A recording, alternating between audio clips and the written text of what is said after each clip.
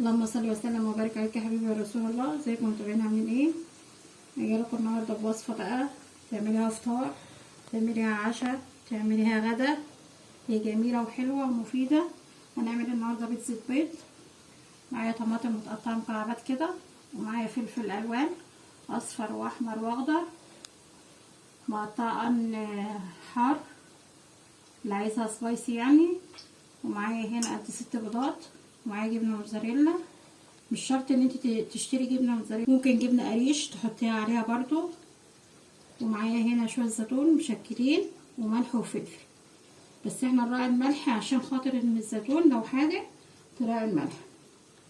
انا هنا هنزل بالملح والفلفل على البيض واربطه جهزه معايا يعني. الوصفه دي ممكن تحطي فيها بصل لو انت حابه.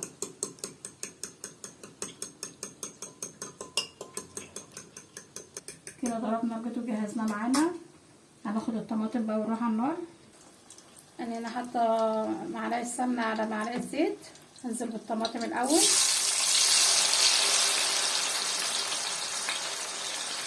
اشوحها شويه على ما تفك ميتها بس كده. زي ما قلت لحضراتكم ممكن تحطي فيها بصل، لو حطيتي بصل اعمليه الاول قبل الطماطم، تشوحيه حاجه بسيطه، تروحي نازله الطماطم عليه. ممكن تستغني عنه وممكن تحطيه كده. الطماطم نزلت ميتها معايا، انزل بقى بالفلفل بقى، احط تشويحه بسيطه صراحه. عايزه تستغني عن الامر السبايسي استغني عنه.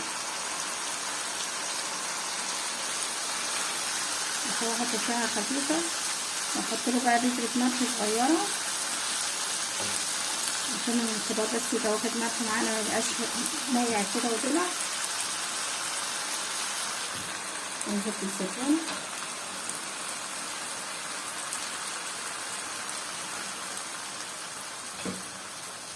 كده. الخضار بقى يعني مش عايزه اقولك بيبقى طعمه عامل ازاي. الخضار بقى بنقطعه جنب الفطار، والاولاد ما بيرضوش ياكلوه، فندخله لهم بقى في طبق زي ده بيبقى جميل جدا. وانزل بقى بالبيض كده، ممكن تنزلي بالبيض عيون.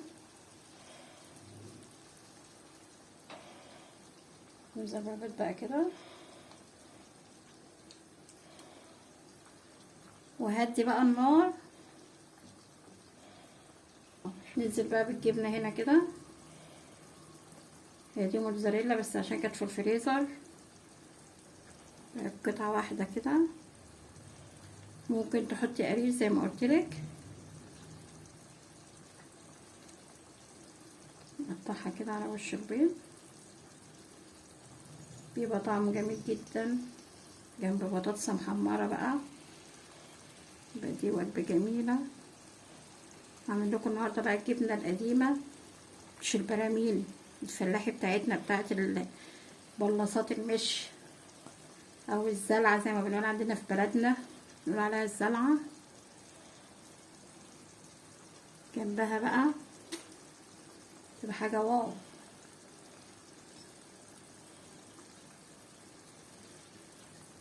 معلش الزعتر حلو كده. الزعتر ده انا طحناه في المطحنه، خلي ريحتها بقى جميله في منتهى الجمال. رشه كده.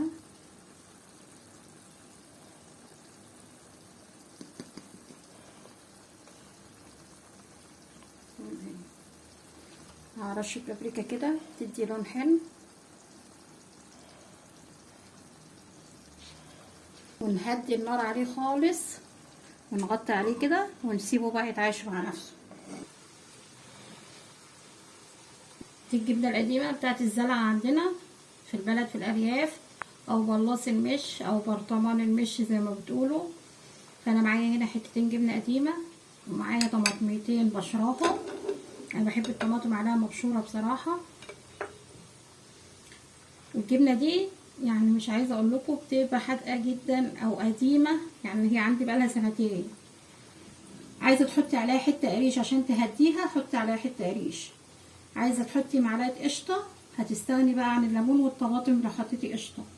القشطه بتبقى حلوه برده مع الجبنه القديمه. ومعايا هنا طحينه، فانا بقى هنزل بالجبنه هنا واهرسها على الطماطم. الجبنة دي ريحتها خطيرة وفي منتهى الجمال. فاكرين الخض اللي انا بطلعه من الزبدة لما اجي اضربها؟ حطيه على النار لحد ما يتحرق معاكي زي المرطة كده. شفتي لون المرطة؟ فالمية اللي السوائل اللي في الخض كلها بتتبخر ويفضل معانا حتة الخض في الاخر زي المرطة كده. واروح ضرباها في الهاند بلندر او في الخلاط بشوية مية صغيرين واروح حطها في المش، تخلي ريحته في منتهى الجمال. ريحة المش اكنها سمنة بلدي بالظبط. انا كده هرست الجبنة في الطماطم. عندي عصير ليمونة او ليمونتين، الليمون بيبقى حلو معاه قوي. لو قطعت قرن فلفل حار يبقى جميل عليها. وانزل بقى بالطحينة اللي هتهديها لي. حطي طحينة بقى على قد ما تقدري. الطحينة دي اللي انا عاملاها هنا في البيت يا حبايبي.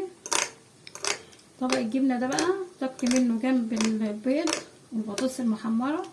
مش عايزه اقول لكم اعمل ازاي. ثانيه بقى مع شويه زيت على الوش كده يلمعوها. الجبنه القديمه دي يا حبايبي لو عملتها بطماطم ما تتركنش كتير في التلاجة عشان الطماطم ما تبوظهاش. انتي ممكن تعمليها تهرسيها بالطحينه مع حتتين جبنه قريش وشويه زيت وتعبيها في علبه في التلاجة. وقت ما تعوزي تاخدي المعلقتين مع شويه الطماطم المبشورين كده او الطماطم القطع زي ما تحبي. بتبقى في منتهى الجمال وطعمها حلو مع ان شطه بقى جميل حلو كده. لقمه الجبنه دي مع البطاطس المحمره بتبقى في منتهى الجمال. يا رب الطبق يعجبكم.